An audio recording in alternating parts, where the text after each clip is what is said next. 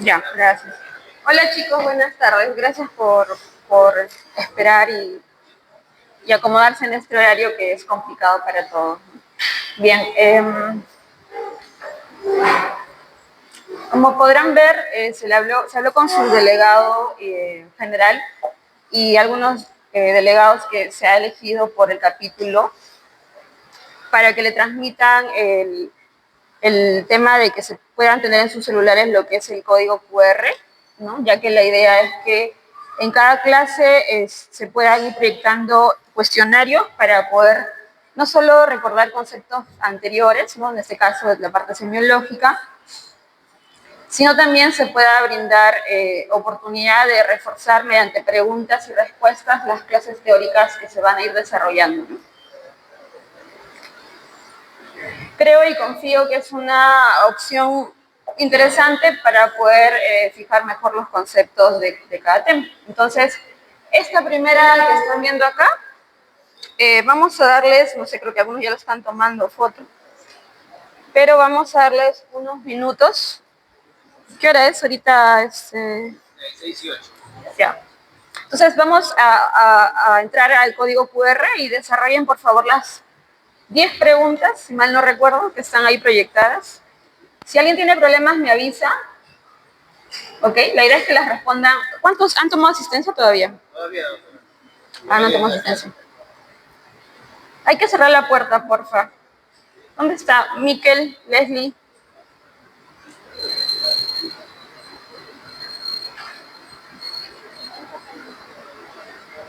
Y como podrán ver, es anónima, ¿no? O sea, no es un tema calificativo para el capítulo, pero es interesante al menos para lo que es el planteamiento de cómo se puede afrontar las teorías, ¿no? Sobre qué bases vamos a estar trabajando, que también o no también salgan en esas preguntas, ¿no?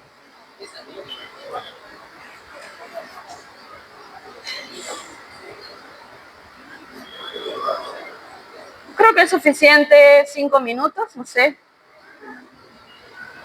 cómo van.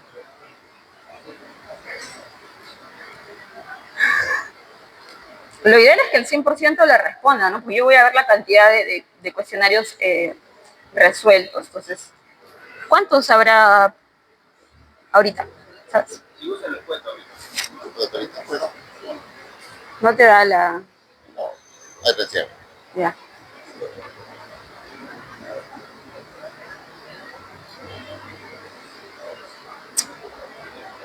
La idea es que lo responda cada uno con sus conocimientos, ¿no? Están compartiendo, creo, por ahí.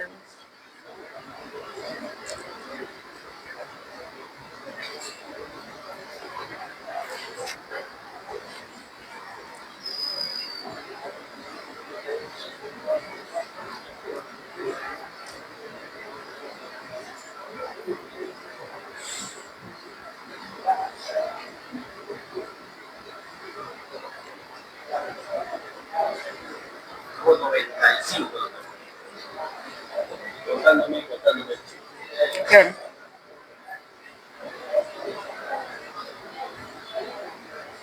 Tómale, tómale.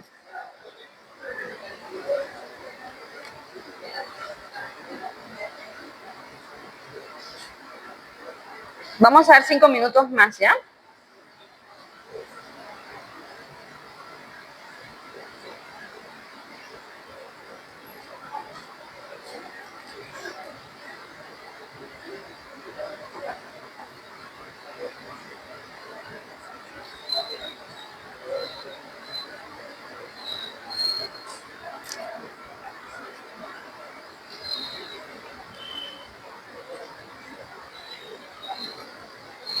Ese es de acá del seguro, el micrófono. Todo. Sí.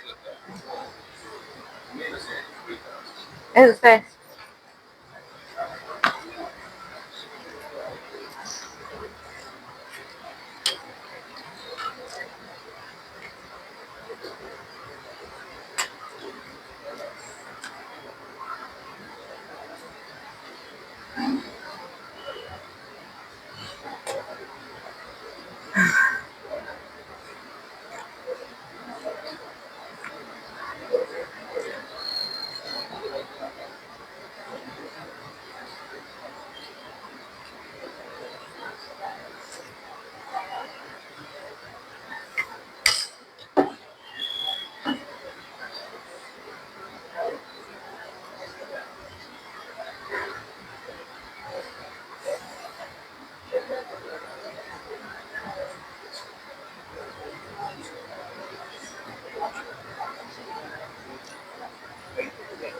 Uy, van 12 recién, son 95, apúrense chicos. Uy, está apagado.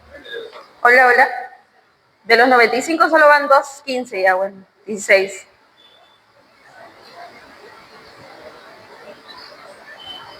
Faltan 80.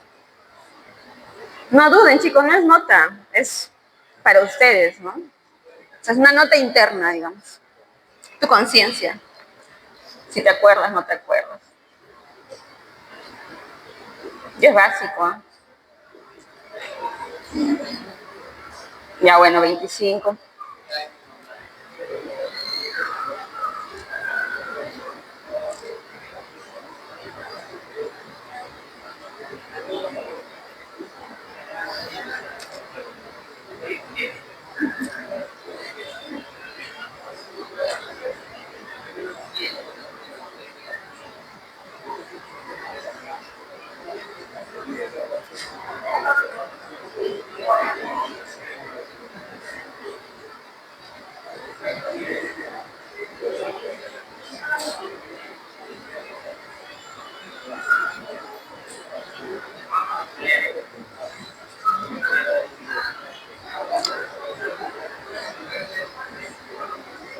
Dos minutos y cerramos, ¿ya?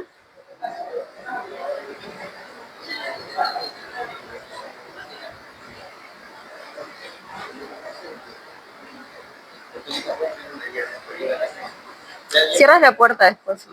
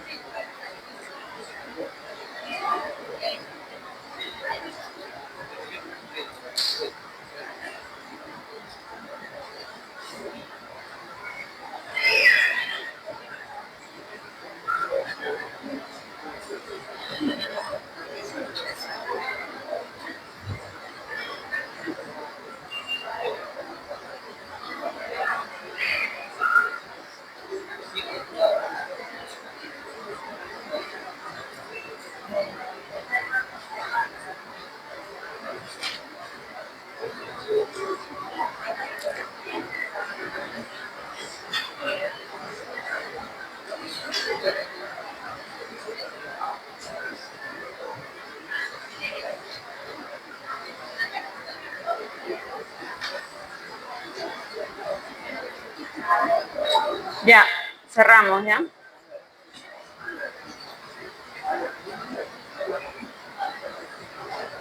Ya, a ver. ¿Cuál ya? ¿De la clase de hoy día? Sí, te lo paso al final. Pues. Vamos con esto, ¿ya? Primera pregunta, sí rápido, no vamos a demorarnos mucho en esto. Es un paciente, la mayoría ha contestado murmullo vesicular abolido y crépitos apicales.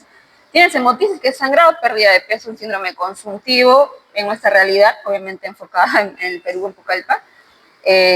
Uno tiene que pensar en tuberculosis, que es la causa más frecuente de este tipo de signos y síntomas, ¿no? Entonces, ¿cuál de las alternativas me habla de algo infeccioso? El que dice fiebre, ¿no? Fiebre alta y dolor pleurítico, ¿sí? Ok, ahí está.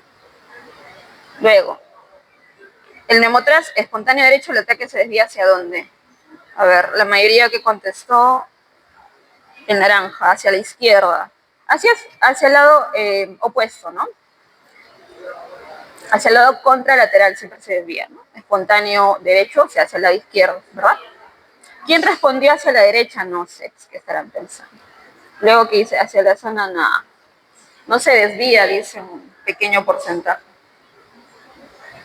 Es relativo, ¿ya? Pero si es un espontáneo, usualmente son grandes, masivos, ¿no? Desplaza de todas maneras. Matías desplazable. ¿Dónde encontramos Matías a la percusión? Agua, ¿no? Derrame pleural libre, ¿no? ¿Sí? ¿Y está bien la mayoría? Muy bien. Acá no hay discusión alguna, ¿no? Derrame pleural moderado, extenso, el murmullo vesicular se encuentra disminuido o abolido, ¿no? Muy bien. ¿Quién respondió aumentado? ¿Alguien? ¿Quién será? Le hubiera puesto apellido. ¿Qué? Durante la auscultación, los roncus se asocian principalmente a qué, ¿no? Acá tienes que entender por qué le ronca la vía aérea al paciente. Y la mayoría contestó el celeste, secreciones bronquiales gruesas. Sí, así es, ¿no? Secreciones en vía aérea, básicamente. Van bien. En un paciente con atelectasia se espera encontrar el opuesto al neumotórax, ¿verdad? Hacia el lado ipsilateral, hacia el lado de la lesión. Entonces, y la mayoría contestó, ajá, muy bien hacia el lado, bueno, la mayoría no, 50 y, casi la mayoría. 56%, ¿no? Un grupito contestó hacia el lado opuesto. Ahí creo que hay que fijar ese concepto, ¿no? Es opuesto a la manifestación en el caso del neumotórax. Atelectasia ipsilateral, o sea, el mediastino se desplaza hacia ese lado y en neumotórax hacia el lado opuesto, ¿no?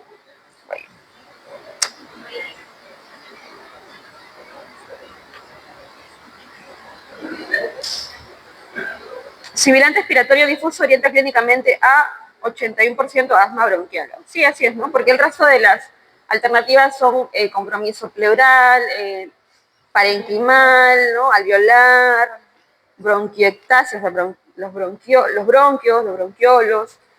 Vía aérea propiamente es asma, ¿no? Sibilantes es en asma. Y usualmente también por broncoconstricción, ¿verdad? Y la matieza, la percusión es típica de derrame pleural, ¿no? Sí, muy bien, derrame pleural. Parecida a la otra pregunta. Desplazamiento, ¿no? El tiraje intercostal y supraclavicular de un paciente sugiere el 62% contestó obstrucción severa. Sí, así es, ¿no? Porque el resto, si se dan cuenta, es un juego de palabras. Entonces, hiperventila, no, al contrario, un paciente obstruido hipoventila luego de cierto tiempo, ¿no? Del problema respiratorio. Entonces, sí, obstrucción severa de la vía aérea, ¿no? El compromiso de los músculos accesorios tiene que ser algo severo. Soplo tubárico, eso es clásica, ¿no? Es semiología. Neumonía en fase de consolidación, la mitad contestó bien, la otra mitad perdidos. ¿No? En enfisema no hay soplo, en asma tampoco hay soplo, o sea, no es 100%, ¿no? Pero es difícil encontrar en esas otras patologías el soplo tubárico, es más de un área consolidativa y la consolidación como tal lo encuentras en una neumonía, pues, ¿no? Creo que era la penúltima. Durante la inspección torácica o otoscopía, el hallazgo de un tórax en forma de barril sugiere principalmente, ajá, muy bien, enfisema pulmonar, ¿no? El tórax en tonel, ¿verdad? Aumenta los diámetros anteroposteriores, ¿ya? Está muy bien, pero bueno, hay un pequeño porcentaje. ¿Cuál sería mi conclusión de todo esto? Que no están tan mal. Al contrario, están bastante bien, ¿no? A ver, ¿qué notas se pondrían con estas preguntas? ¿Ustedes han visto las respuestas? 20 no tienen. Un 14.5, ¿no? No está mal. Hay que mejorar, ¿ya? Listo. Ok. ¿Alguna pregunta? No. Ya. Bien, entonces vamos a empezar. El tema de hoy se va a centrar en lo que es insuficiencia respiratoria. ¿Okay? Y es importante entender bastantes conceptos, la verdad, van a recordar un poco lo que han llevado en segundo año, por ahí un poquito en tercer año, en sus cursos de fisiopato y semio, ¿no? Porque es también recordar conceptos fisiológicos y fisiopatológicos, ¿no? Como tal. Y es una patología bastante, es como un síndrome prácticamente, la insuficiencia respiratoria, ¿no? Sea la etiología, sea la presentación, sea el mecanismo fisiopatológico por el cual se produjo, termina siendo un síndrome, ¿no? Por lo tanto, hay múltiples causas y a nivel hospitalario y ambulatorio ustedes van a manejar en lo que les resta de la carrera y ya cuando terminen en el SERUMS, pacientes con cuadros de insuficiencia respiratoria. Este es el contenido de la presentación. Y a nivel mundial se hablan de dos causas muy asociadas a altos índices de mortalidad, como es el síndrome de distrés respiratorio agudo severo, que tiene una mortalidad a nivel intrahospitalario cercana al 42%, ¿no? O el EPOC exacerbado en crisis, que puede llegar a una mortalidad cercana al 8% y que incluso el 15% llega a áreas críticas. Con reingresos en un año cerca del 60% en esos pacientes, ¿no? O sea, ¿cuál es la idea de esta lámina? Entender que es un síndrome muy prevalente que se asocia a dos enfermedades también muy frecuentes y que tiene un alto índice de mortalidad y morbilidad, ¿no? Y eso implica diversos gastos a nivel de la salud pública. ¿Cuántos pacientes llegan a la emergencia que son personas que trabajan activamente? Entonces, se hospitalizan, no solo hay un gasto por el tratamiento y la hospitalización, sino también pierden días de trabajo, ¿no? Y eso implica mayor gasto para el sistema público, menor población económicamente activa trabajando con descansos médicos, y eso claramente también es perjudicial, ¿no? Para lo que es los presupuestos, digamos. Entonces, aquí el concepto es que es importante que ustedes sepan la importancia y prevalencia de esta enfermedad, cuáles son las más frecuentes asociadas, y cómo se define la insuficiencia respiratoria en general. Bueno, hay una alteración en dos de sus funciones más importantes, que es una alteración o en la oxigenación de la sangre y o una alteración en lo que es el mecanismo de eliminación del CO2, ¿no? Hacia el exterior, obviamente. Cualquier desequilibrio de estos dos mecanismos, de estas dos funciones claves, va a conllevar un cuadro de insuficiencia respiratoria. Gasométricamente es la herramienta que me ayuda a entender, ¿no? Acá yo puedo ver a nivel de la presión parcial de oxígeno, presión parcial arterial de oxígeno, que está menor a 60 milímetros de mercurio, ¿no? Es un concepto, un punto de corte, y la presión parcial de CO2, que es mayor a 45 milímetros de mercurio. O sea, estos dos valores alterados me hacen entender que el paciente está en un cuadro de insuficiencia respiratoria. Y o, ¿no? Puede ser uno o el otro, los dos juntos. Entonces, en alteración de la oxigenación en sangre, básicamente sabemos que el oxígeno tiene que trasladarse a todo el sistema, ¿no? Los órganos, ¿no? Del cuerpo, y esto va a permitir un intercambio adecuado, ¿no? Ya se lleva sangre hipoxigenada a nivel alveolar para que ingrese sangre, para que se dé el intercambio gaseoso a nivel de la membrana alveolo-arterial, y eso predisponga a valores aceptables de presiones parciales, ¿no? A nivel del PO2, obviamente, y esto pueda llevarse sangre oxigenada hacia los diversos sistemas del cuerpo. En la eliminación de CO2 tiene que llegar la sangre hipoxigenada a nivel alveolar y realizarse el intercambio gaseoso para que se pueda eliminar la concentración y la cantidad correcta y se mantenga los balances adecuados de presiones parciales también de CO2, ¿no? Entonces, cuando yo hablo de una falla del intercambio gaseoso, yo puedo hablar que lo que está fallando es a nivel alveolar, en el pulmón, ¿no? El componente parenquimal. Y esto conlleva a un tipo de insuficiencia como es el tipo 1 o también llamada hipoxémica, donde lo que prima a nivel gasométrico es la presión parcial de oxígeno menor a 60 milímetros de mercurio. En cambio, si lo que falla es la bomba, o sea, la caja torácica principalmente, que conlleva todo un sistema complejo de funcionamiento, pues lo que va a alterarse ahí se va a dar una insuficiencia de tipo 2, ¿no? O hipercápnica, donde la presión parcial de CO2 está elevada a más de 45 milímetros de mercurio, ¿sí? Hasta ahí bastante sencillo. Y es un poco lo que se mencionaba en esta lámina, ¿no? Recordar también de que el hecho de ser hipoxémica, la tipo 1, el CO2 puede estar normal, puede estar bajo, ¿ok? Si el CO2 está elevado, ya es un tipo 2, ¿no? Que es la hipercápnica, o sea, más de 45. Por lo tanto, en el tipo 2, la hipoxemia también se va a presentar, ¿no? De manera concomitante. Pero el punto de corte es esto, ¿no? PCO2 más de 45, tipo 2, PO2 menos de 60, tipo 1, ¿no? Y claramente en los estados hipercápnicos lo que va a alterarse también es el estado ácido-base, donde el pH se reduce, ¿no? O sea, un valor menor a 7.35, entrada en un estado probablemente de acidosis respiratoria. Y eso es algo ya mencionado, ¿no? Esta información es de vital importancia sobre la presión parcial, ¿no? Tanto del oxígeno como del CO2 y el pH, que me va a permitir interpretar gasométricamente qué estado tiene el paciente de acuerdo a su patología. ¿Cuáles son los mecanismos de la insuficiencia respiratoria en general? Son 4 los más importantes. El primero habla sobre una alteración o desigualdad de la ventilación-perfusión, ¿no? Como recordarán, hay lo que es el valor del B, que implica la ventilación, es el aire que ingresa al espacio alveolar, y la perfusión, que es representado por el Q, es la sangre que circula cercano a la membrana alveolar arterial para que se pueda realizar el intercambio gaseoso. Cualquiera de estas dos variables está alterada, es su mecanismo de producción.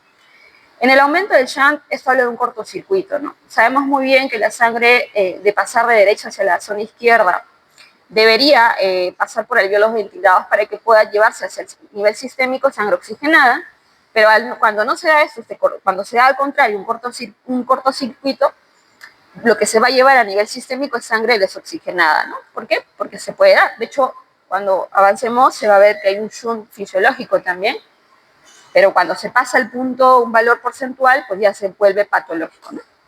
Alteración de la difusión, esto tiene que ver con la ley de Fick, si se acordarán, ¿qué era la ley de Fick? Es una fórmula, ¿verdad? Donde entran variables que es el espesor de la membrana alveolar arterial, ¿sí? Y el diámetro por donde pasa el gas determinado, ¿no? En este caso, la extensión de la membrana, ¿verdad? Bien, lo mencionaremos más adelante. Y en cuanto a la hipoventilación alveolar, esto quiere decir que llega aire con ciertas limitaciones a nivel alveolar y esto no permite un adecuado intercambio gaseoso. Ok. Con respecto al primero, podemos encontrar dos situaciones. Cuando la relación BQ está baja, llamado zonas de BQ bajo, ¿qué significa? Bueno, hay una baja ventilación, pero una buena perfusión. O sea, son alvéolos mal ventilados, pero bien perfundidos. Y esto se puede ver en qué casos. Cuando se ocupa el alvéolo, ¿no? Porque ocasiones se ocupa, bueno, una neumonía llena de bacterias, de exudado, de polimorfos nucleares, edema llena de agua, ¿no? En una ICC, por ejemplo, descompensada, atelectasia se obstruye, se colapsan los alvéolos, no se va a ventilar, y esto va a determinar una P2 baja, ¿no? Una presión parcial de oxígeno a nivel arterial muy bajo, porque no se da el intercambio gaseoso en ese sentido, porque el alvéolo está ocupado, ¿no? Pero característicamente, mientras el compromiso alveolar no sea severo, puede responder muy bien a la oxigenoterapia convencional, por así decirlo. Es decir, uso de cánulas binasales, máscaras de reservorio, dentro de lo más accesible a nivel de hospitalario. Y esto sí me va a permitir, al darle un flujo de oxígeno determinado, aumentar su presión parcial a nivel alveolar y buscar mayor número de alvéolos mejor ventilados, ¿no? Caso contrario, cuando la relación también es alterada, pero a predisposición de la perfusión, se habla de una relación alta, una alta relación BQ o BQ alto, ¿sí? ¿Y en qué caso se puede ver esto? O sea, un alvéolo bien ventilado, pero mal perfundido en pacientes que tengan alteración de la circulación capilar, ¿no? O sea, un tromboembolismo pulmonar, por ejemplo, un TEP, ¿verdad? Agudo, donde la perfusión está obstruida, o sea, no circula la sangre, pero el aire está entrando al alvéolo. Sin embargo, no se realiza el intercambio gaseoso. Y esto característicamente a nivel del tratamiento de oxigenoterapia responde muy mal, porque tú le vas a dar oxígeno, ok, va a entrar al alvéolo, pero no va a pasar a la sangre porque no está obstruida, ¿se entiende? Y entonces esto sí requiere por ahí, durante el manejo de oxigenoterapia, otras medidas, ¿no? Medidas más invasivas o lo que son los sistemas de alto flujo, como el BNI, la cánula nasal de alto flujo, o en extremos lo que es la ventilación mecánica, ¿no? Bien. Característicamente también se va a encontrar a nivel gasométrico lo que es una gradiente alveolo arterial aumentada, ¿no? Es decir, la diferencia de presiones de nivel alveolar de oxígeno con la presión parcial arterial de oxígeno está elevada, ¿no? La diferencia de estos valores. Y eso también lo puede ver en el agua. El shunt o cortocircuito es una de las causas más frecuentes cuando vemos una hipoxemia refractaria, ¿no? Muy refractaria. Esto, como se mencionó, es cuando la sangre desoxigenada llega a la circulación en sentido derecho hacia el lado izquierdo. ¿Por qué pasa? Porque pasa por alvéolos de manera rápida y no se ventila, ¿no?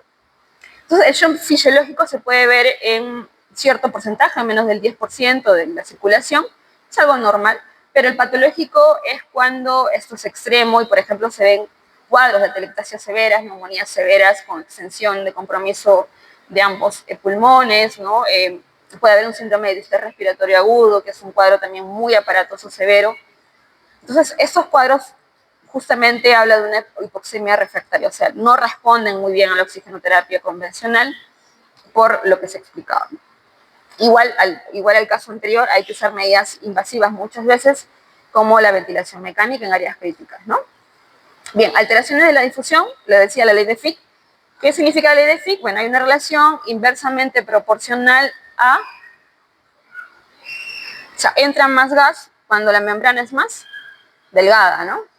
Y entra más gas cuando la extensión de la membrana es mucho mayor. ¿sí? Entonces la relación de extensión de la membrana alveolar arterial con el diámetro de la membrana alveolar arterial. Ahora, ¿en qué casos está alterado? O sea, no difunde el gas, o sea, no pasa el alveolo hacia el capilar. En pacientes con fibrosis pulmonar, por ejemplo, ¿no? O edemas intersticiales o neumonitis. Recordarán de que a nivel intersticial tenemos 3 componentes, que es la circulación linfática, tenemos lo que es la presencia de la circulación venosa y también la presencia de fibroblastos que producen colágeno constantemente. Entonces, cuando se altera alguno de estos 3 componentes del intersticio, puede alterarse lo que es el intercambio gaseoso y esto obedece a la ley de Fick, ¿no? Bien, el mecanismo es aumentar la distancia claramente porque es un tejido fibrosado, el gas sufre para pasar, ¿no? O también se reduce el tiempo de contacto, o sea, pasa muy poquito, pasa muy rápido porque los pacientes hiperventilan muchas veces en cuadros agudos, ¿no? Bien. Y la hipoventilación alveolar, y esto es entrando más ya al concepto de insuficiencia respiratoria tipo 2, que es la hipercápnica, ¿sí? Donde lo que se puede ver son 2 mecanismos. Uno, que disminuye la presión alveolar de oxígeno, ¿no? Y 2, que aumenta la presión alveolar de CO2, ¿no? Y esto va a permitir entrar en un cuadro de hipercapnia y acidosis respiratoria muchas veces, ¿sí?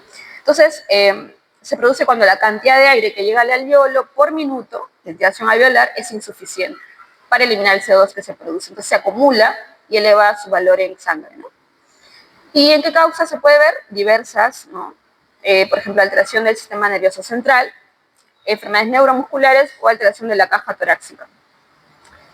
Esta ecuación es una ecuación del concepto fisiológico donde se entran variables como la presión parcial arterial de CO2 con la producción de CO2, que está representado por el BCO2, y la ventilación alveolar, representado por el BA, ¿no?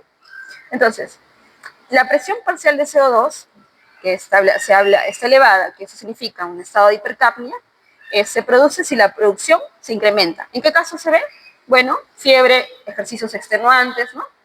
Hay producción aumentada de este gas en sangre. O lo otro, que la ventilación alveolar es disminuida, o sea, en estados de hipoventilatorios, ¿no? Justamente en lo que es el mecanismo. Entonces, ¿qué concepto se altera? Disminución del volumen del minuto ventilatorio, o BE. ¿Esto qué significa? Recordarán que todos tenemos un volumen tidal o corriente, ¿no? Que es cuando ahorita que todos están sentados, están ventilando, entra y sale el aire, ¿verdad? Eso es llamado volumen tidal o volumen corriente, y que en porcentaje más o menos es entre 350 y 500 mililitros, ¿no? Por minuto, pero también en cuanto a una fórmula puede ser de 6 a 8 cc por kilo por minuto, ¿no? Aproximado, dependiendo de la edad, el sexo de la persona.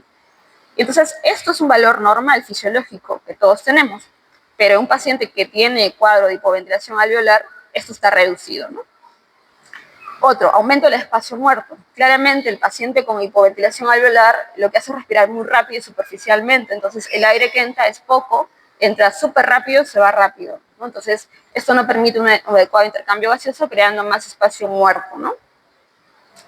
Como recordarán, el espacio muerto se define por la vía aérea, donde no hay presencia alveolar, por lo tanto no hay intercambio gaseoso, ¿sí? O la combinación de ambos mecanismos, ¿no? O sea, una disminución del volumen minuto, o sea, del volumen tidal, acompañado de un aumento del espacio muerto, ¿no? 3 causas principales de alteración de la bomba, o sea, de la caja torácica, que se deprime el centro respiratorio que está a nivel del tronco encefálico, como recordarán, por ejemplo, por el uso de sobredosis de fármacos que son depresores, ¿no? Del sistema nervioso central. Hay pacientes que se usan en exceso a veces en ciertos espacios, lo que es, por ejemplo, alprazolam, clonazepam, diazepam. Entonces, los deprimes, ¿no? Deprimen su centro ventilatorio que está a nivel del tronco encefálico, y eso va a alterar el intercambio gaseoso finalmente también, ¿no? Efectos mecánicos, alteración de la inervación a nivel de los músculos de la caja torácica, como por ejemplo traumatismos con daño de los VAN, ¿no? El paquete vasculonervioso, o lesiones diafragmáticas también, que es el principal músculo de la inspiración, se altera, no va a ventilar bien, o trastornos como de causas autoinmunes, ¿no? El Guillain-Barré, la miastenia gravis. Esos casos donde se altera a nivel neuromuscular, es un defecto mecánico finalmente, que es una falla de la bomba ventilatoria, o sea, de la caja torácica, ¿no? Fatiga, los músculos se cansan, Se ve mucho en pacientes que entran en crisis de procesos obstructivos de vía aérea, asma y EPOC a la cabeza, ¿no? Crisis asmática severa, un EPOC exacerbado severo en emergencia, van a entrar en fatiga muscular, no al inicio, pero espérate un par de minutos. Obviamente en un cuadro muy severo vas a ver cómo ya ni ventila porque se cansa, ¿no? Por todo ese mecanismo. Entonces, en cuanto a la fatiga muscular, ¿no? Lo que estaba mencionando al final, hay una alteración, un desequilibrio en la demanda energética o el suministro de energía para realizar cierta actividad física. En la demanda, o sea, hay una excesiva demanda, por ejemplo, exigencia física, o sea, pacientes que trabajan en cosas de mucho esfuerzo, cargar cosas, subir escaleras, ¿no? O sea, albañiles, por ejemplo, pacientes con EPOC que trabajan no sé, en fábricas que tienen que cargar, o sea, mucha exigencia física, ¿no? Y estos procesos implica que el paciente termine respirando muy rápido, entra en estados de taquipnia y su esfuerzo termina siendo diario porque es parte de su rutina de su vida diaria. O en la alteración del suministro, si a este paciente le sumamos una poca masa muscular, ¿no? Un paciente hipotrófico, con músculos atrofiados, con desnutridos, ¿no? Estos son muy delgados, donde tú les ves hasta los espacios intercostales, obviamente va a haber es un mecanismo, una falla de la bomba que va a predisponer a aumento del CO2 en sangre, ¿no? Resultado de una caída de la presión expiratoria, 1. El volumen corriente se altera y la ventilación también, llevando a un estado de hipercapnia, ¿no? En estados agudos es importante también que ustedes tengan en mente cuáles son las causas más frecuentes para que el paciente en un estado agudo entre en un estado de hipercapnia. 1, depresión del sistema nervioso central, como ya se mencionó, pero agudo, o sea, un traumatismo, ¿no? Encefalocraniano, por ejemplo, puede entrar en hipercapnia por alteración del sistema nervioso central. Alteración neuromuscular en estos cuadros ya mencionados, pero en estados críticos, ¿no? Crisis de miastenia, crisis de Guillain-Barré, van a venir a la emergencia, entran directamente a shock trauma porque no pueden ventilar, no amplexan nada, ¿no? O traumatismos, como ya se mencionó, fracturas costales, ¿no? De tórax inestable, fracturas múltiples a nivel de la caja torácica. Bien. En el asma agudo, por ejemplo, ¿cómo se produce en un asmático la elevación del CO2, ¿no? Hipercapnia? 1, aumenta la carga. Sabemos muy bien que lo que hacen ellos es que entra el aire, pero difícilmente sale, ¿no? Se retienen bastante volumen en ese caso porque la vía aérea está obstruida por moco, porque se broncoconstriñó, entonces hay una retención de aire y eso predispone a que tengan el famoso tórax ensanchado, ¿no? También se ven los asmáticos en crisis severas. A nivel radiológico, ¿qué vas a encontrar? Bueno, ensanchamiento de los arcos intercostales, un aplanamiento de la línea diafragmática, ¿no? Un acortamiento de los espacios, no solo se horizontalizan, sino también se acortan el espacio intercostal entre uno y otro espacio. Y eso predispone a un aumento de la carga. O sea, el paciente para ventilar tiene que esforzarse más, gastar más energía, más ATP, ¿no? Cosa que le cuesta. O una hiperinflación dinámica, lo que decía el aire atrapado, ¿no? Predispone a que no haya un adecuado movimiento de los músculos. El diafragma sufre, los intercostales sufren, ¿ok? Fatiga muscular, terminan por cansarse, lo que les decía, ¿no? El resultado, una hipoventilación alveolar y una hipercapnia progresiva, ¿no? En EPOC, por ejemplo. En EPOC es muy similar, si se dan cuenta. Acá entran algunos conceptos más específicos a nivel fisiológico. Por ejemplo, el aumento de la carga, claramente la resistencia porque se cierra también la vía aérea y se produce mucho moco, o aumento de la hiperinflación dinámica, o sea, se atrapa el aire. Y esto recuerden el concepto del PIP, ¿no? ¿Qué es el PIP? La presión inspirada al final de la expiración. Entonces, esto es a nivel alveolar y esto se aumenta también porque el aire se queda adentro, no sale del todo porque está atrapado. Entonces, hay un aumento del PIP y un aumento del trabajo respiratorio. Por lo tanto, el paciente en un EPOC exacerbado en crisis disminuye su capacidad, termina por fatigarse, y si a eso le sumamos que es algo crónico, un paciente mal adherente, que no acude a sus controles, va a ser desnutrido, con bajo peso, ¿no? Y todo ello. Edema agudo de pulmón es otra causa aguda, un estado de hipercapnia aguda, ¿no? Donde se va a ver una acumulación, aumento de la presión hidrostática, sobrecarga de exceso de agua hacia los alveolos, ¿no? Y eso se va a representar por el famoso signo de alas de mariposa, ¿no? A nivel radiográfico, donde tiene una predisposición iliofugal, ¿no? Del centro hacia la periferia en cuanto a su distribución de las radiopacidades en una radiografía, ¿no? Y esto que determina un aumento de la carga elástica, una disminución del compliance y de la elastancia, o sea, porque requiere más presión para poder expandir el pulmón y regresar a su normalidad, y un aumento del trabajo del esfuerzo respiratorio, ¿no? Terminan por fatigarse también. Causas más frecuentes, ya sea cardiogénico o no cardiogénico, como el síndrome de distrés respiratorio agudo, ¿no? También se ve este tipo de cosas. En el caso de un shock, por ejemplo, esto no es tanto que la hipoventilación esté producida por una falla de la bomba, o sea, de la caja torácica, sino aquí lo que falla es el suministro de energía, o sea, la circulación de sangre, ¿no? Entonces, aunque la demanda sea normal, la falta de suministro, o sea, de circulación, porque hay un shock, causa fatiga, hipoventilación y finalmente la hipercapnia, ¿no? En estados crónicos, así como hablamos de agudo, crónico, ¿no? En este caso, un EPOC crónico, o sea, en este caso, suena redundante, pero es importante entender que muchos pacientes con EPOC llegan a tener una hipercapnia permisiva normal para su vida diaria, o sea, ellos tienen valores elevados de CO2, ¿no? Y eso es algo que ya se acostumbraron, su organismo los hizo acostumbrarse con un mecanismo compensatorio, porque se plantean, o sea, el cuerpo se plantea dos hipótesis, ¿no? Opción 1, luchar duro. Opción 2, sabiduría natural del cuerpo. Nuestro cuerpo es muy inteligente, sabe cuándo defender, cuándo reposar, cuándo activarse, ¿no? Entonces, lo mismo pasa en estos pacientes. Luchar duro.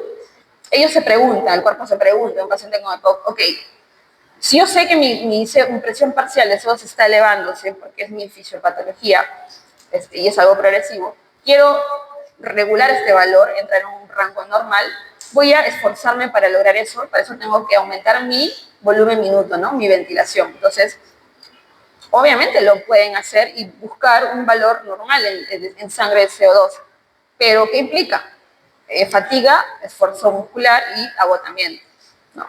En algún momento claramente lo hacen, por ejemplo en crisis, obviamente ellos sienten que el organismo percibe la elevación del CO2 mediante signos y síntomas, que ya los explicaré más adelante, y que dice, ok, entonces hay que ventilar un poco más, ¿no? De hecho, los pacientes con EPOC tienen una fase expiratoria mucho más prolongada que la fase inspiratoria, o sea, expiran mucho más tiempo que en su fase inspiratoria, ¿no? Eso es normal. O de pronto la opción 2, que es lo que la mayoría hace en su vida diaria, su organismo decide sabiduría natural, o sea, si yo respiro, me esfuerzo, me voy a cansar y voy a retener más CO2 finalmente. Entonces, ¿qué hago?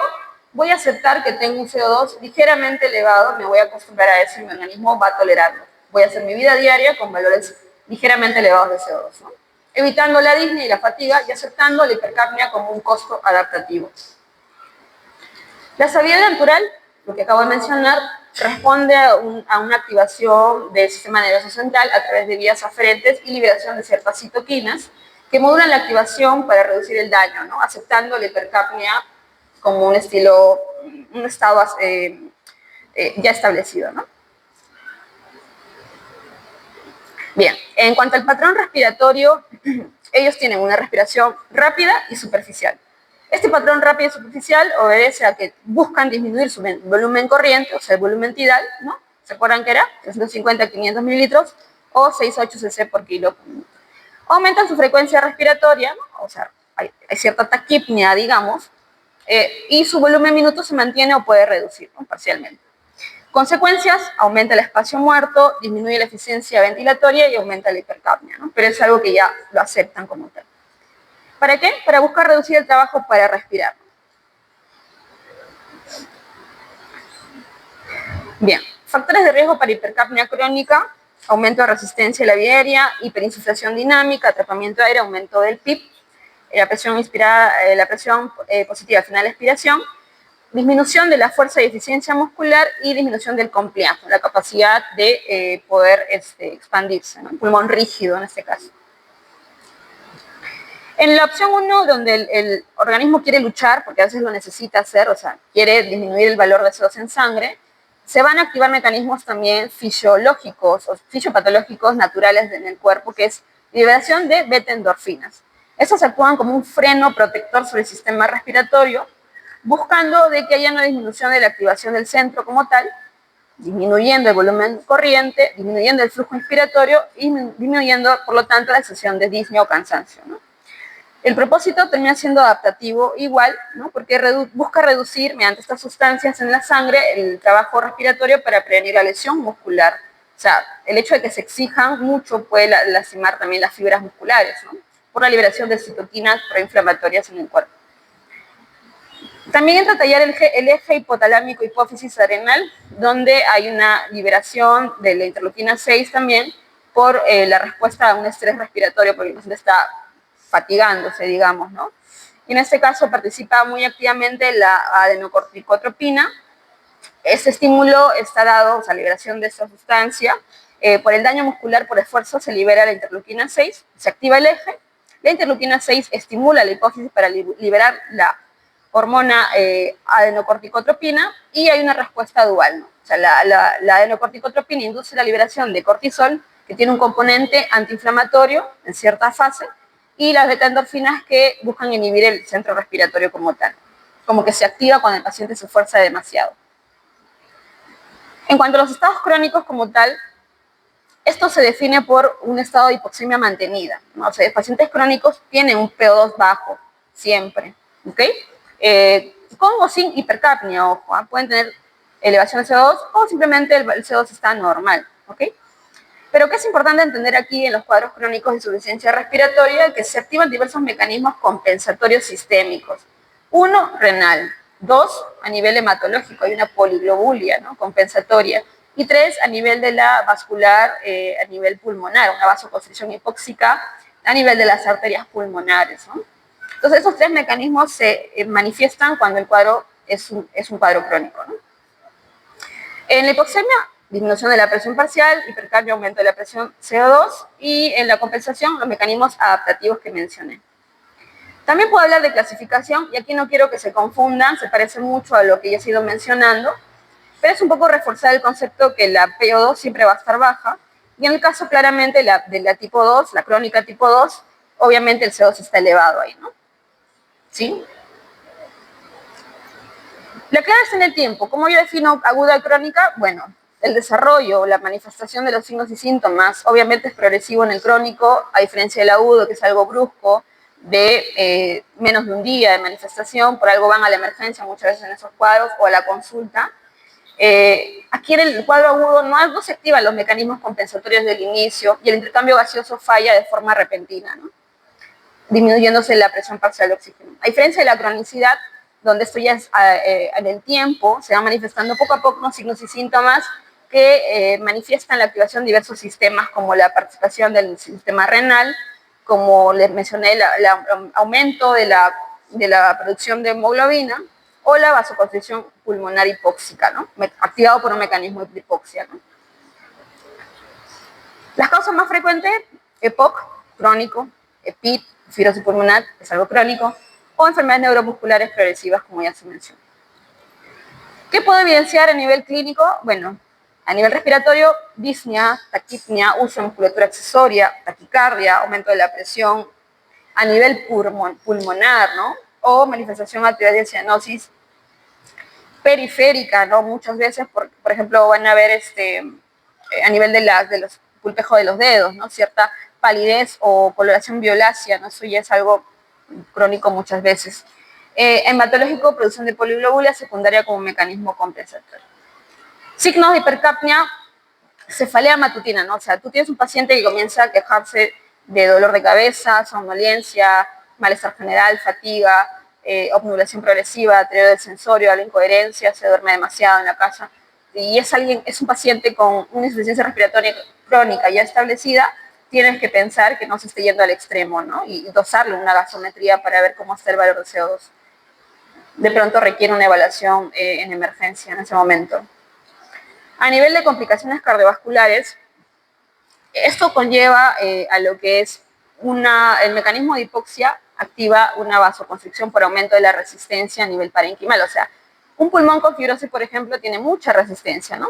Tiene una compliance reducida y esto va a hacer que la presión de oxígeno que va del corazón hacia el pulmón a nivel de la circulación pulmonar se altere, porque se va a exigir más para irrigar sangre hacia un pulmón fibrosado, por ejemplo, ¿no? Entonces, hay un aumento de la resistencia vascular periférica y la hipoxia como tal hace que aumente la presión a nivel de la arteria pulmonar.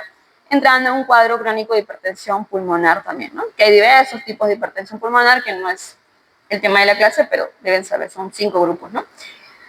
Y en cuadros ya más severos, donde esto se torna repetitivo en el tiempo, comienza a fallar el lado derecho del corazón, ¿no? Que es donde sale la arteria pulmonar, entonces hay una falla cardíaca derecha o cor pulmonar, ¿no? Estados crónicos. Bien. Entonces, en cuanto a la alteración de los mecanismos compensatorios, comienza a dañarse, como mencioné, a nivel del sistema nervioso central, mediante alteración del nivel de conciencia, deterioro cognitivo, o el riñón, el hígado, ¿no? Disfunción renal por mala perfusión y alteraciones hepáticas por congestión venosa. ¿Cuál es el impacto en estos pacientes? Hay que trabajar mucho la parte nutricional y también acompañado de cierta terapia física anaeróbica, ¿no? Que nos permita no solo fortalecer los músculos, sino desarrollar los músculos para que no pierdan esta capacidad de su bomba ventilatoria, ¿no? Bien. Esto va de lo mismo. La espirometría me ayuda, sí, es un parámetro interesante porque puede determinar patrones obstructivos donde la relación del BEPS1 con la capacidad vital forzada está reducida, o sea, menos del 70%. Restrictivos, la capacidad vital forzada está reducida con una relación normal. O mixtos, ¿no? No son como mixtos tal, no se le llama así, pero bueno, es un obstructivo más un sugerente de restricción por prueba espirométrica, ¿no? En un EPOC-EPID, ¿no? Hay muchos pacientes que tienen ambas comorbilidades juntas actualmente, ¿no? ¿Qué otros exámenes puedo solicitar? Acá ya es un enfoque multidisciplinario, ¿no? Necesito trabajar con cardiólogos, necesito trabajar con fisioterapeutas, necesito trabajar con nutricionistas, necesito trabajar con especialistas en trastornos del sueño, que muchas veces se ve también en pacientes obesos, ¿no? Que es una de las causas de hipoventilación, ¿no? Se necesita un enfoque multidisciplinario completo y un control seguido a través de un programa establecido en las instituciones públicas, ¿no? La oxigenoterapia domiciliaria, esto son recomendaciones generales.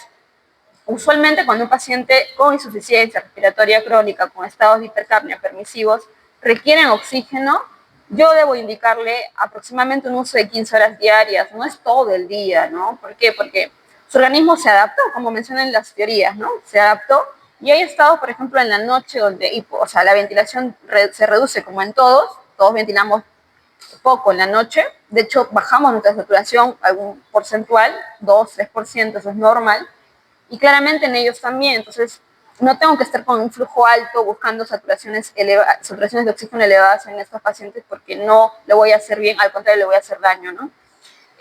¿Cómo regulo el uso de oxígeno? Las horas que le administro, el FIO2 que le sugiero y la saturación objetivo que busco en ellos.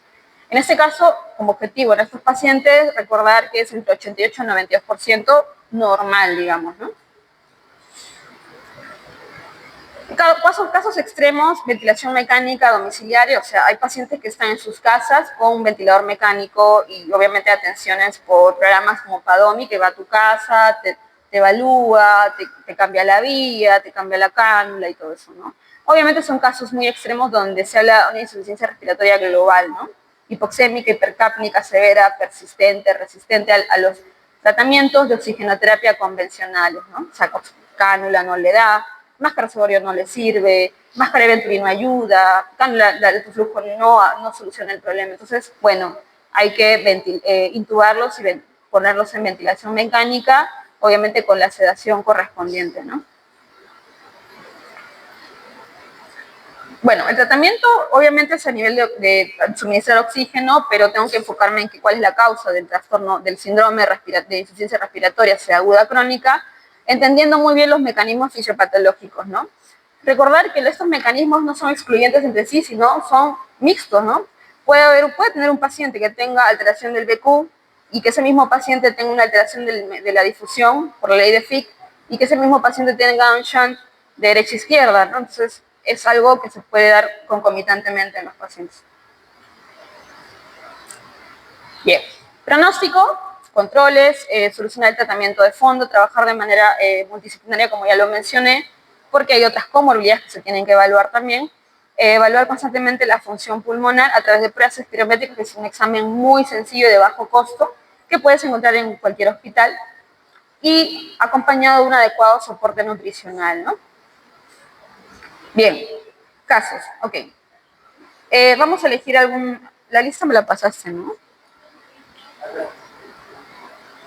No, ¿quién me la pasó? La lista de los grupos, sí. Sí. El pasado. Sí, no le pasaba. Un grupito tiene rotación ahorita, ¿Rotación? Ahorita no rotación, ¿no? Entonces nos ha dicho que eso también está bien.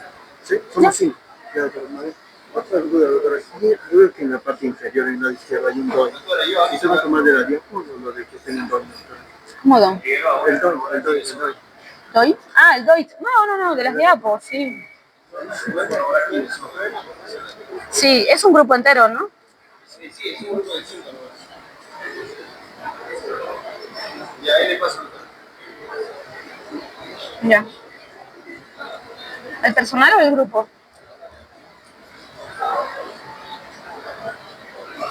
Y justo se van para el caso clínico. Silencio, chicos, por favor. ¿Dónde me lo pasaste todavía? ¿No todavía? No me llega.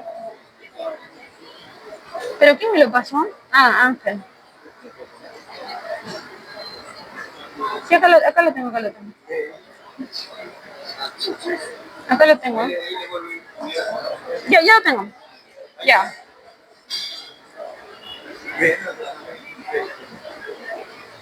A ver, ¿hay un voluntario que quiera leer el caso? ¿Alguien que esté despierto?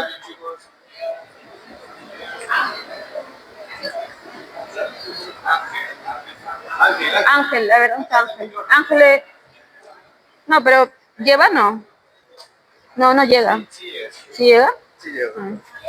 Ya, pásale a Ángel, pues.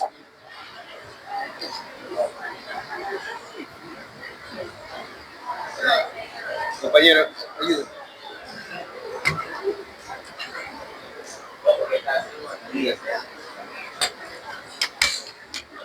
Caso clínico. El POM con IRC global. Presentación. Paciente de 68 años con antecedentes de tabaquismo con el POM de hambre.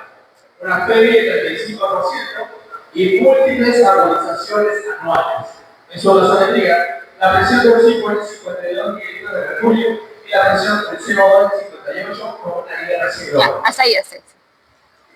¿Qué te parece un poco la historia y un comentario de la gasometría? ¿Cómo la interpretas? ¿Cómo clasificas esa insuficiencia respiratoria? ¿Leve? Bueno, no hemos hablado de severidad, ¿no? Pero vente para acá mejor para conversar y se escuche. ¿Tipo 1 o tipo 2? Claro, esa es la pregunta, ¿no? Tipo 2. Ahora, tienes... ¿Qué hora es, 7, ¿no? Ya está muy bien. Bueno, 1 hora, 2 horas. Ya, caso clínico 1. Entonces, habla de un paciente adulto mayor, ¿no? Más de 65, ex tabaquista y un EPOC diagnosticado con una FEBI muy reducida, ¿no? O sea, es un obstructivo prácticamente severo, ¿no? Y tiene historia de exacerbaciones constantes al año, por lo que cuentan. O sea, ¿es un paciente con una patología aguda o crónica, para empezar? Crónica, ¿no? Es evidente. O sea, ok, listo. Y es un crónico con historia de exacerbaciones, ¿no? Con una obstrucción muy severa establecida. En su gasometría tiene un P2 en 52, o sea, está a menos de 60. Hasta ahí es un tipo 1, ¿verdad? Pero si le asocias del valor del CO2, que está más de 45, en 58, cumple que es una... No solamente es crónico en su cuadro de insuficiencia respiratoria, sino es un global, o sea, tipo 1 y tipo 2, ¿verdad? Ok, así es bastante sencillo. Y bueno, sugieren el tratamiento instaurado, ¿no? Oxigenoterapia. Aquí ojo con las 24 horas, que no es realmente. Dependiendo del caso, obviamente. Pero no debería indicarse del inicio de las 24 horas de uso, sino 15 o 16 horas, ¿no? Al día. Y aquí inician con un cuadro... ¿Qué soporte oxigenatorio? O sea, no hemos llegado todavía a la clase, pero sugerirías para darle a este paciente. Surcando la vinazal. Surcando la vinazal. ¿Qué flujo le pondrías? El porcentaje del Sí. 40%. 40%. ¿Podrías ponerle 60? ¿Con cánula? No, con cánula no. Sería más sería. Más. Bueno, muy bien. Y bueno, acá entiendo que por el cuadro con el que entra, que lo ponen de frente a BMNI, ¿no? Que es una ventilación mecánica no invasiva, ¿no? Que genera una presión parcial, una presión positiva permanente en el paciente. Ayuda a la ventilación, a la mecánica ventilatoria. Bueno, aparentemente lo ingresan a un programa de rehabilitación pulmonar y adecúan un tratamiento a través de vacunas, controles y manejo de comorbilidades, ¿no? Reducción significativa de ingresos hospitalarios y mejora de la calidad. Muy bien, listo. Gracias, Ángel. ¿Qué caso te toca? Caso clínico 2, ¿algún voluntario o voluntaria?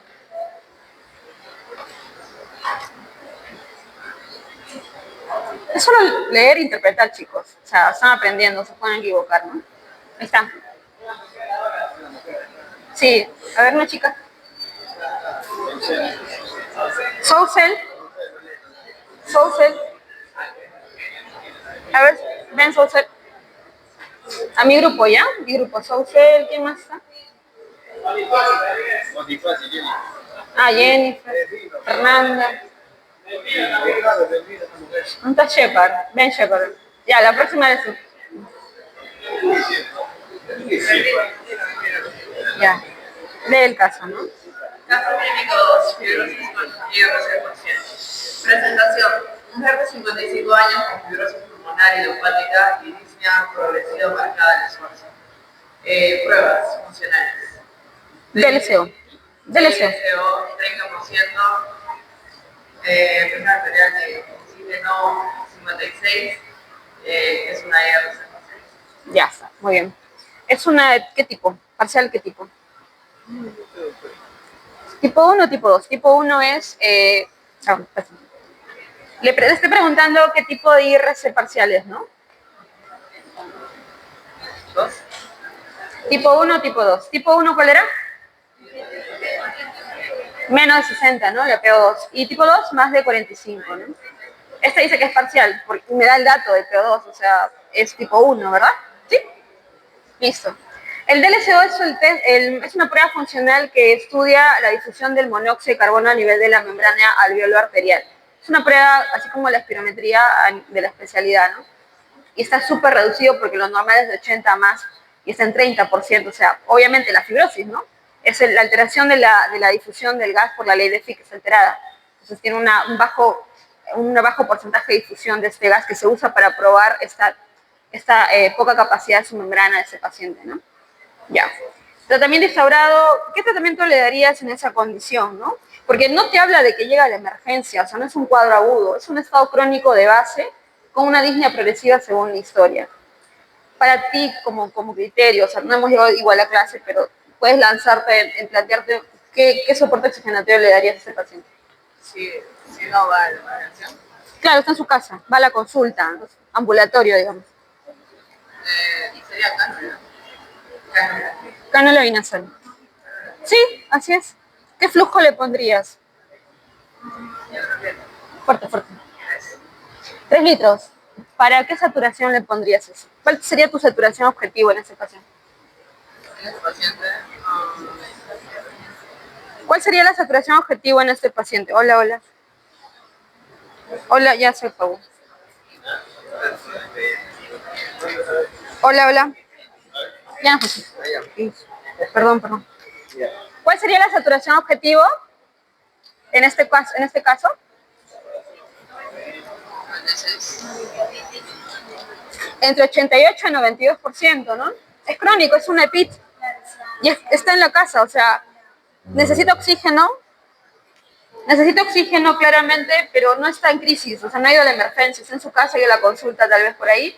Entonces, los valores ya están establecidos, no va a cambiar, pero tengo que darle soporte oxigenatorio, ¿no? Para darle cierto soporte y calidad de vida. Entonces, el objetivo aquí es entre 88 y 92%. ¿Sí? Y eso va a permitir mejorar la tolerancia al ejercicio, estabilizar la función pulmonar parcialmente, pues, ¿no? Ya, gracias a usted. Caso clínico 3. A ver, Benvino, ven.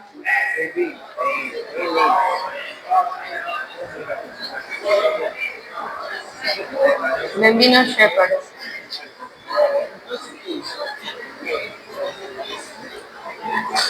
Lee el caso. Caso clínico número 3, hipoventilación por obesidad. Silencio, chicos, silencio. Presentación: paciente de 62 años con IMC 42, somnolencia diurna excesiva y cefaleas matutinas. Gasometría, Polisomnografía. polisomnografía, PCO2 52 milímetros de mercurio, PO2 58 milímetros de mercurio. Exacto. Ese es síndrome de apnea e hipoventilación severa. Síndrome de apnea de hipoventilación severa. Ya, hasta ahí nomás. ¿Qué te parece el caso? Con la presentación y luego interpreta la gasometría. Le estoy pidiendo que interprete el caso clínico en la presentación y luego la gasometría, ¿no?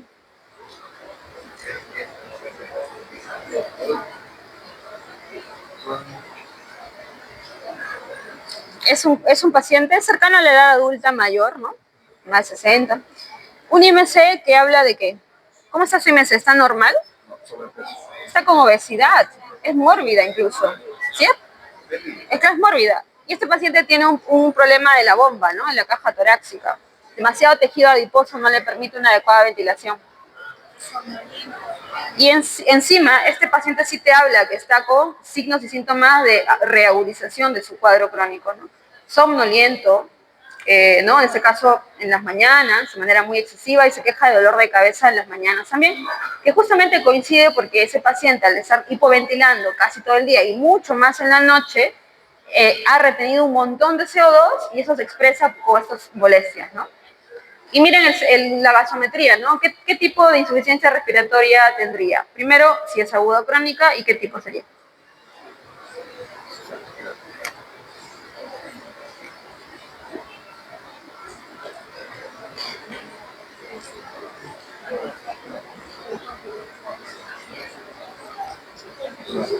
¿Aguda o crónica, chicos? Crónica, muy bien, ¿no? ¿Por qué es crónica? Bueno, porque la presión parcial de oxígeno está en una recesión. Ajá, la presión parcial de oxígeno, no, perdón, ¿por qué es crónica? La presión parcial de oxígeno está en una recesión. La obesidad no es aguda, ¿no? O sea, él no es obeso de una semana, es obeso de años, de una adecuada, diversos mecanismos, nutricional, etc. Okay. Entonces, es un cuadro crónico de base por la hipoventilación, obesidad no es de una semana, es crónico, pero tiene signos y síntomas de reagudización del cuadro, ¿no? Entonces, puede llegar a ser una insuficiencia respiratoria crónica reagudizada y que está entrando en un cuadro de tipo 1 y tipo 2, ¿verdad? O sea, es global también, ¿verdad? Es global, ¿se entiende? Ya. Tratamiento instaurado. ¿Qué le darías en caso? Si cuentas con tu oxigenoterapia convencional, ¿qué le darías para la casa?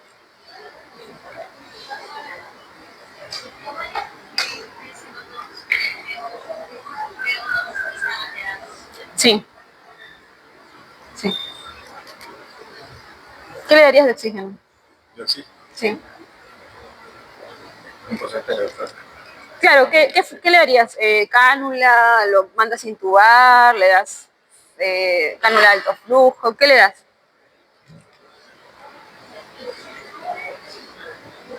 Cánula. Cánula, ¿ya? Está bien. ¿Y cuánto le das de oxígeno?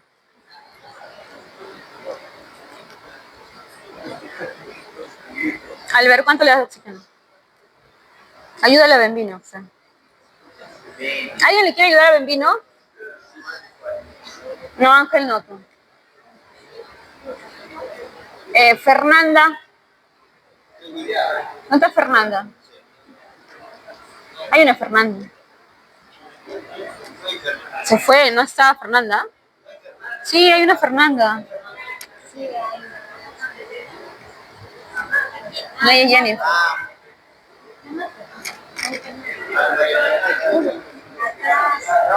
No, ahí es Jennifer. ¿Que había una infiltrada en la mañana? Había una Fernanda. María Fernanda, sí. No era María Fernanda. ¿María Fernanda la del grupo? No está, ¿no? ¿Dónde? María Fernanda. Jennifer, ya, Jennifer.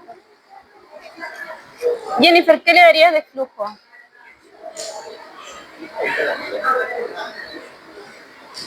Pásale el micrófono a Jennifer. Sí llega, sí llega. No entiendo mucho eso. Jennifer, ¿qué flujo le darías y qué sistema usarías y qué saturación objetivo plantearías?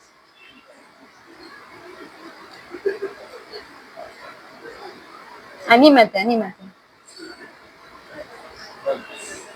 ¿Cómo se llama? Sebastián, pásale a Sebastián el micrófono.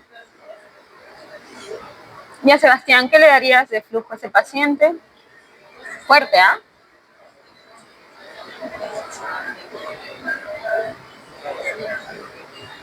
Ya. ¿Qué flujo le darías?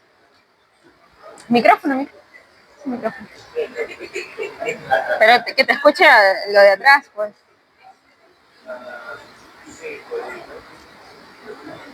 El flujo que decías darle por cánula, ¿sabes que el máximo es hasta 6? ¿Ya? Tú quieres dar 5, bien. ¿Qué saturación objetivo buscas en este paciente en casa, no? Porque estamos hablando de oxigenoterapia domiciliaria, ¿no? Es crónico, se va a llevar el oxígeno a la casa.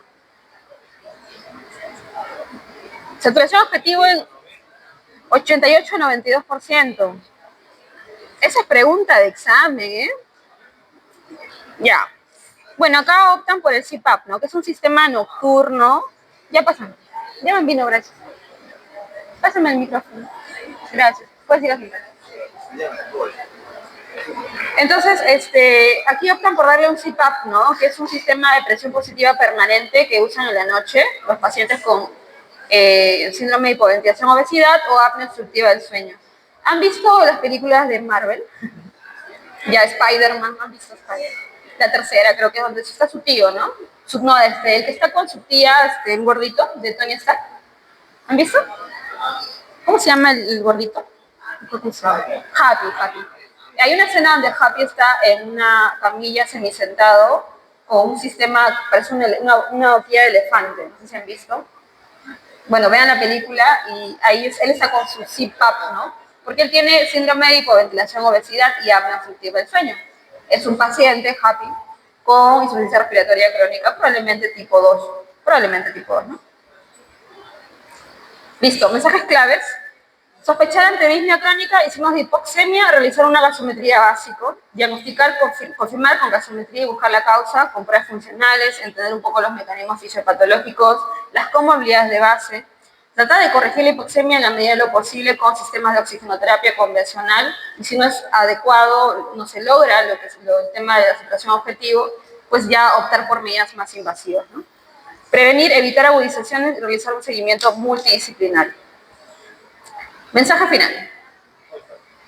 El conocimiento médico, chico, no solo se construye con datos, sino con la capacidad que ustedes puedan desarrollar en estos cortos años que les faltan para poder pensar de manera crítica y cuestionarse los conceptos en general, ¿no? No se trata de memorizar, no son robots, son futuros médicos y tienen que pensar de manera analítica los casos, cuestionarse, preguntar por qué, y por qué, y por qué, y por qué, y por qué, y por qué, y por qué, y por qué, mil veces por qué, ¿no? De eso se trata la medicina.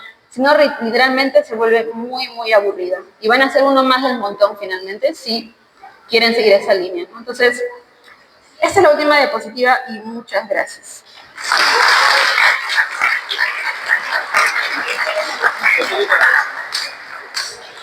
Ajá. Chicos, nadie se va, por favor. Voy a llamar lista. Sí, ya me dice. Ya, te paso. Voy a llamar lista.